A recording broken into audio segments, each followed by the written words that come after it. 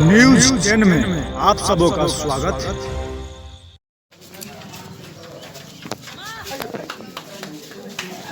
आराम से आराम से।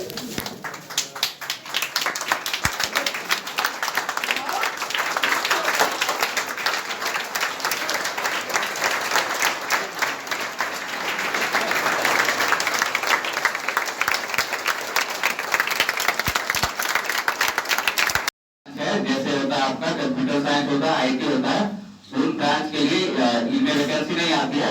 लेकिन अगर जो बच्चा कंप्यूटर साइंस हो या आईटी से दूसरे ब्रांच से भी हो, तो वो लोग भी, जो आपको मैं पहले 4 ब्रांच के बारे में बताया, अगर वो लोग भी इस सब्जेक्ट को स्टडी करके एग्जाम में अपियर होना चाहते हैं तो वो भी अपियर हो सकते हैं। लेकिन एग्जाम में ही 4 कोर ब्रांच के लिए होता है। तो मैं दिल्ली में डायरेक्ट रहा था, तो मैं थोड़ा सा आपको अपने मोटिवेशन के बारे में बताना चाहूंगा कि कौन सी चीज थी जो मुझे मोटिवेट करती थी।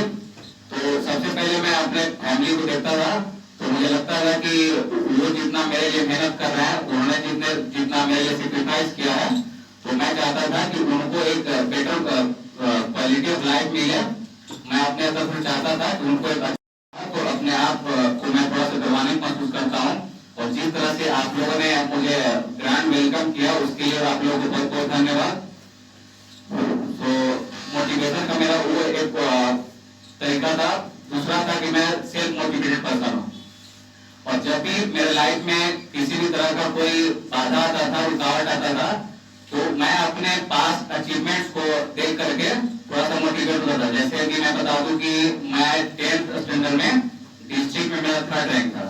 तो ये छोटी छोटी जो अचीवमेंट्स है, ये भी एक टाइम पे आपको मोटिवेट करने के लिए काम करती है, जब भी आप अपने आप को लो फील कर रहे हो।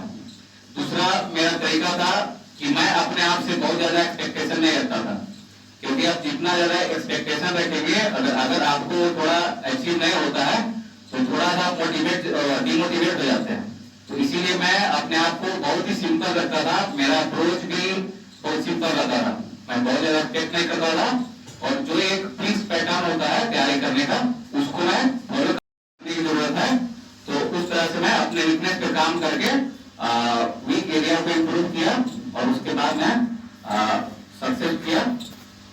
और एक मेरा तरीका होता है अपने आप को मोटिवेट करने का, कि जब भी किसी तरह का कठिनाई आता था, कोई चैलेंज आता था, तो मैं उसको एक्सेप्ट करता था।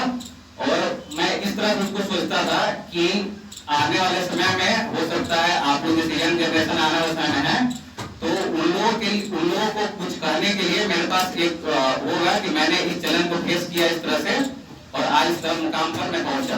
तो वो जो थिंकिंग प्रोसेस है, वो चीज मुझे मोटिवेट किया बहुत। तो बाकी आपको संकेत सर यहाँ एक मेंटर अच्छा है आप लोगों के लिए, जो कि आप लोगों को गाइड कर रहे हैं। हालांकि मुझे बहुत ज्यादा गाइडेंस नहीं मिला, मैंने खुद अपने गलतियों से सीख करके आज इस मुकाम पे पहुंचा हूँ। कहीं ना कहीं ऐसा एहसास होता था कि मेरे लिए शिक्षा ही एक ऐसा मेरा वेपन है जिसके थ्रू मैं आगे बढ़ सकता हूँ। तो बस मैं इतना ही कहकर आप लोगों को थैंक यू कहना चाहूंगा आपके वेलकम के लिए। अगर आपको भी पूछना हो तो मैं आपके आंसर करने के लिए तैयार हूँ। तो किसी को अगर किसी तरह सवाल पूछना है तो आप पूछ सकते हैं।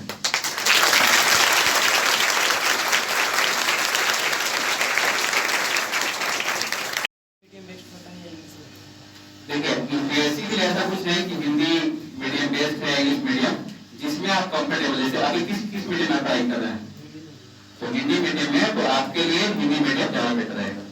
ऐसे वैसा कुछ फिक्स पैटर्न नहीं होता है कि हिंदी में पढ़ा है तो हिंदी में देना जरूरी नहीं है, ऐसा कुछ नहीं है। अभी आप जिस भी मीडियम में पढ़ाई कर रहे हो उसमें आप कंटिन्यू कीजिए, और जब आपका एग्जाम का बारी आएगा तो उस हिसाब से आप देख लेना। क्योंकि जैसे हिंदी में आप शुरू पढ़ रहे हो तो आप उसमें ज्यादा मेरे ख्याल से कंफर्टेबल होंगे, क्योंकि इंग्लिश में देखिए ये करना थोड़ा सा डिफिकल्ट है। क्योंकि हालांकि आप लोग भी जानते होंगे कि इंजीनियरिंग सिविल सर्विसेज में जो है मोर देन 60% इंजीनियर ही होते हैं। तो वो क्या होता है कि पहले इंजीनियरिंग करते हैं, इंजीनियरिंग करने के बाद वो कोई इंजीनियरिंग ब्रांच से उनका ऑप्शन नहीं होता है, कुछ और होता है उनका ऑप्शन, तो वहां से भी कर सकते हैं। मैं डिस्क्राइब करना चाहूंगा इंडियन इंजीनियरिंग सर्विस के बारे में। नहीं जानते होंगे, Indian engineering services exam UPSC conduct कराती है एवरी ईयर, और उसमें 3 स्टेज होते हैं। फर्स्ट स्टेज होता है प्रिलिमिनरी स्टेज, जिसमें 500 मार्क्स के आपके ऑब्जेक्टिव पेपर होते हैं। उसके बाद आपके 2 पेपर होते हैं 300 मार्क्स ईच, 600 मार्क्स का मेंस होता है। उसके बाद पर्सनालिटी टेस्ट होता है, तो पर्सनालिटी टेस्ट होता है 200 मार्क्स का। सो इन टोटल 1300 मार्क्स का ये एग्जाम होता है, और ये एवरी ईयर कंडक्ट होता है। इसमें मेनली 4 ब्रांच इंजीनियरिंग के होते हैं, core branch, civil engineering, mechanical engineering, electrical engineering and electronics